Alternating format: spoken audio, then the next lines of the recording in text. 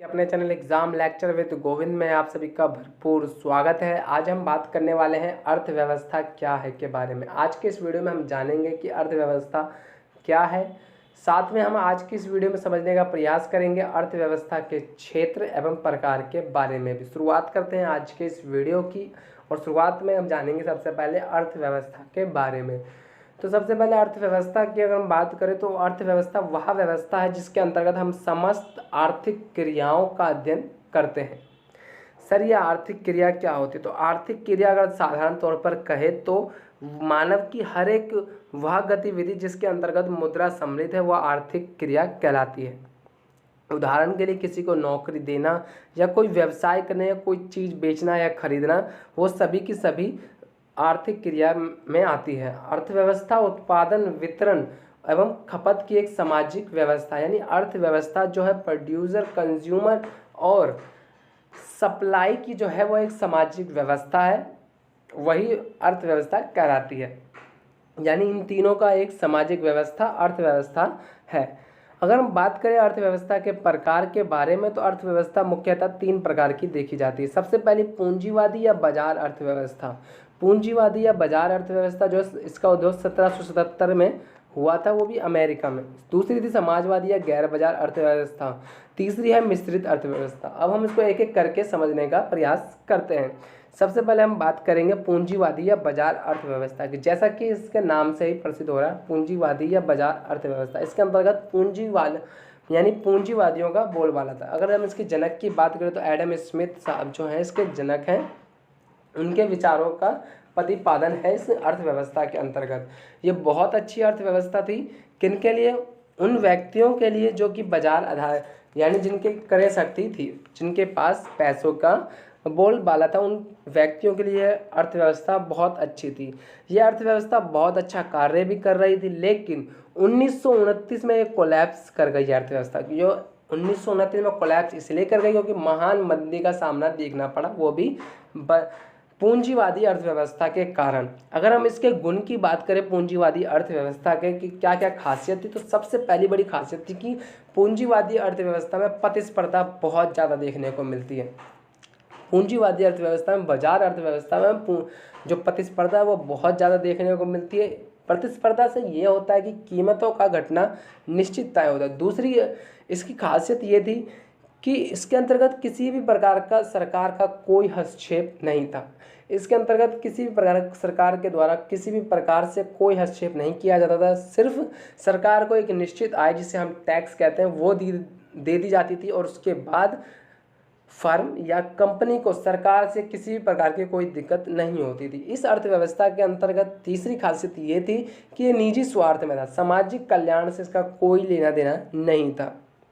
यह अर्थव्यवस्था पूरे अमेरिका में, उत्तरी अमेरिका तथा पश्चिम यूरोप में फैला हुआ था।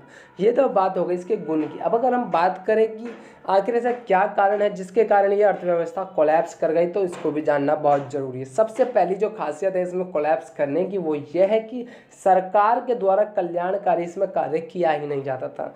क्योंकि अगर कोई सड़क निर्माण करनी है तो पूंजीवादी अर्थव्यवस्था के अंतर्गत वो फर्म या वो कंपनी सिर्फ वहाँ तक सड़क निर्माण करती थी जहाँ तक उसका लाभ अर्जित हो रहा हो, जहाँ तक उसकी सप्लाई यानी जो प्रोडक्ट है उसका वहाँ तक सप्लाई हो रहा हो, बस वहीं तक वो कंपनी या फर्म जो है अपना रोड का निर्माण करती थी। इसमें कल्याण ना के कारण, कल्याण की भावना ना होने के कारण जो थी अर्थव्यवस्था कोलैप्स करने की कगार पर पहुंची। इसका ये मुख्यतः ये कारण था कि गरीब लोग जिसके पास आर्थिक क्रिया या आर्थिक शक्ति बहुत कम थी, उनके साथ यहाँ पे असमानता हो रही थी। क्योंकि इस अर्थव्यवस्था के अंतर्गत गरीब और गरीब हो रहा था और अमीर और अमीर होता जा रहा था इस अर्थव्यवस्था के अंतर्गत। तो ये इस अर्थव्यवस्था की कुछ कमी थी। तो इसके बाद जो दूसरी अर्थव्यवस्था है वो है गैर बाजार अर्थव्यवस्था या समाजवादी अर्थव्यवस्था। इस अर्थव्यवस्था की क्या खासियत थी? तो ये जो अर्थव्यवस्था थी कार्ल मार्क्स के विचारों पर आधारित व्यवस्था थी। इसके अंतर्गत जो देश का जो संसाधन था, इस अर्थव्यवस्था में सबसे बड़ी खासियत ये थी कि जो देश के संसाधन थे उसका उपयोग जो सभी की बेहतरी के लिए किया जाता था। लेकिन पूंजीवादी अर्थव्यवस्था में ऐसा नहीं था। पूंजीवादी अर्थव्यवस्था में सिर्फ निजी स्वार्थ देखा जाता, जैसा कि मैंने आपको बताया। इस अर्थव्यवस्था में सबसे बड़ी खासियत यही थी कि ये जो संसाधन है वो सभी के लिए बेहतरी के लिए उपयोग में लिया जाना था। साथ में साथ इस जो समाजवादी अर्थव्यवस्था के अंतर्गत है वो प्रतिस्पर्धा भी नहीं देखने को मिलती थी, प्रतिस्पर्धा होती ही नहीं थी, क्योंकि बाजार तो था ही नहीं। बाजार जो था वो सरकार के हाथ में था, बाजार जो था वो सरकार के हाथ में था, यानी सरकार का हस्तक्षेप था। यानी सरकार ही कहती थी क्या उत्पादन करे और कितना उत्पादन करे, यानी उत्पादन, वितरण और खपत की जो व्यवस्था थी वो सरकार के नियंत्रण में थी। अगर किसी वर्ष लग रहा है कि गेहूं का उत्पादन बढ़ाना है तो सरकार ने कह दिया गेहूं का उत्पादन बढ़ा दो, किसी वर्ष लग रहा है टमाटर का उत्पादन बढ़ाना है तो सरकार ने कहा टमाटर का बढ़ा दो। यानी ये बाजार पे आधारित थी नहीं, मांग और पूर्ति से इसका कोई लेना देना नहीं था। सरकार ने जो कहा वो इसके सराखों पर थी। इस अर्थव्यवस्था के द्वारा प्रतिस्पर्धा तो थी ही नहीं, साथ में ये नागरिकों की आर्थिक भूमिका सरकारी स्वामित्व वाले उपकरणों में होगी, यानी इसका आर्थिक क्रियाओं से कोई लेना देना नहीं था। यानी आपको भरपेट खाना दिया जाएगा, रोटी दी जाएगी, कपड़ा दिया जाएगा, लेकिन संपत्ति अर्जन करने का कोई इसमें व्यवस्था नहीं दी गई थी, ना ही संपत्ति अर्जन की बात कही गई थी। इस अर्थव्यवस्था के अंतर्गत संपत्ति जमा की कोई प्रणाली नहीं थी।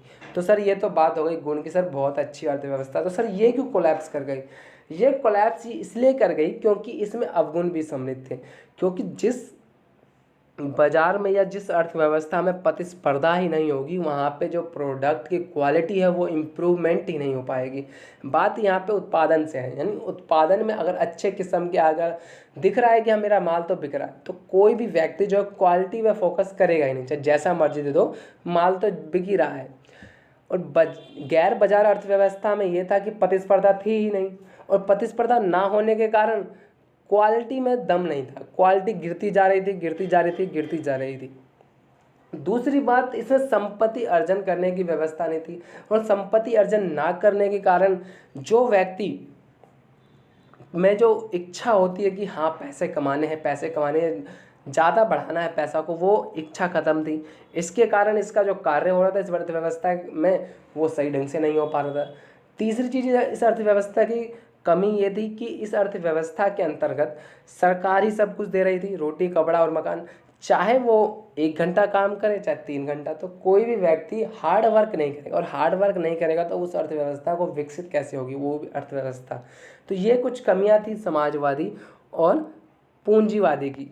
अब बात करें मिश्रित अर्थव्यवस्था, जब दोनों अर्थव्यवस्था कोलैप्स कर गई उस वक्त भारत जो था वो नवनिर्मित हो ही रहा था।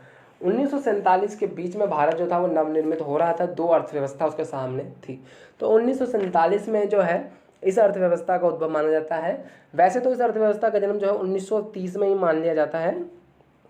1930 में जब मिश्रित अर्थव्यवस्था ने अपना कदम रख लिया था और फ्रांस ने इसको सबसे पहले अपना लिया था। उसके बाद 1947 में जो है वो भारत ने संपूर्ण रूप से मिश्रित अर्थव्यवस्था अपनाई। 1930 में जो है मिश्रित अर्थव्यवस्था कुछ भाग को अपनाया गया, कुछ पूंजीवादी लिया गया, कुछ समाजवादी अर्थव्यवस्था लिया गया था फ्रांस के अंतर्गत। लेकिन 1947 में जो है संपूर्ण रूप से मिश्रित अर्थव्यवस्था लागू करी गई थी भारत में।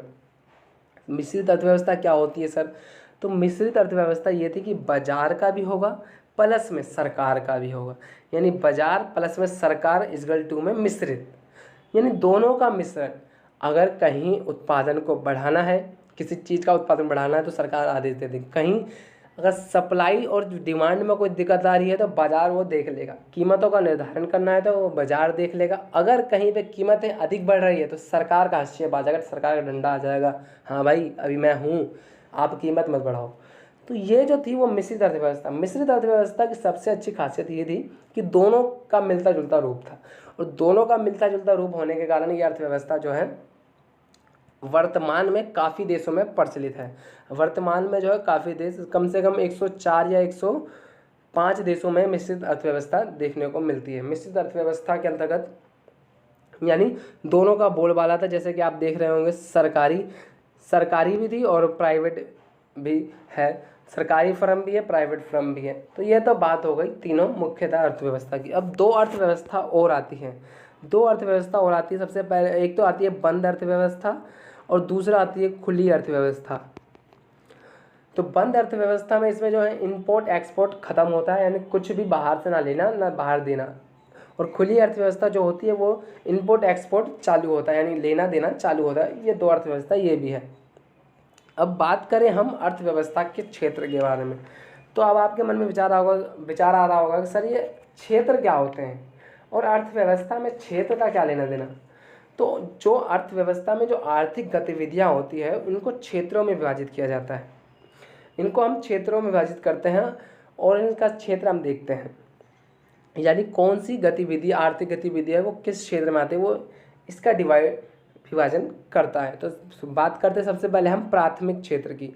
अगर हम प्राथमिक क्षेत्र की बात करें तो इसके अंतर्गत प्राकृतिक संसाधनों के दोहन से जुड़ी सभी गतिविधियां प्राथमिक क्षेत्र में आती है, जैसे उत्खनन, कृषि कार्य, कच्चे तेल का निष्कासन, ये सभी जो है वो प्राथमिक के अंतर्गत आती है।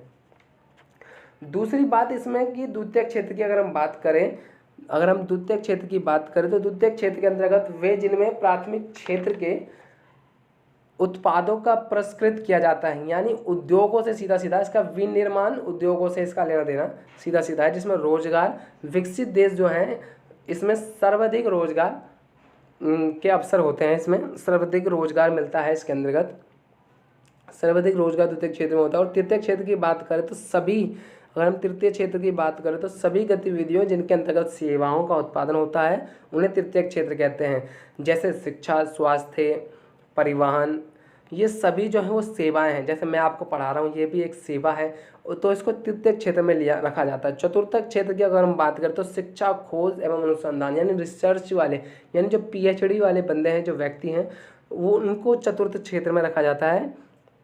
इसको हम ज्ञान का क्षेत्र भी कहते हैं, यानी इनोवेशन, नए नए चीज़ों का आविष्कार करना, वो चतुर्थक क्षेत्र में आता है। अगर हम बात करें पंचम क्षेत्र के बारे में तो किसी भी अर्थव्यवस्था में सभी शीर्ष निर्णयों से जुड़ी जो गतिविधियां वो पंचक क्षेत्रों में रखे जाते हैं। इसके अंतर्गत जो है सरकारी और निजी क्षेत्र के उच्च नीति निर्णायक लोग आते हैं, जैसे कि किसी जिले का कलेक्टर, DM, SDM, भारत सरकार के प्रधानमंत्री, राष्ट्रपति, ये सब जिनके जो कार्य हैं, उनकी जो गतिविधियां हैं वो पंचम क्षेत्र के अंतर्गत आती है। तो ये बात करी हमने आज अर्थव्यवस्था के बारे में, अर्थव्यवस्था के प्रकार और क्षेत्र के बारे में। तो अगर आपको वीडियो अच्छी लगी तो वीडियो को लाइक जरूर करके जाना और चैनल को सब्सक्राइब जरूर कर देना। धन्यवाद।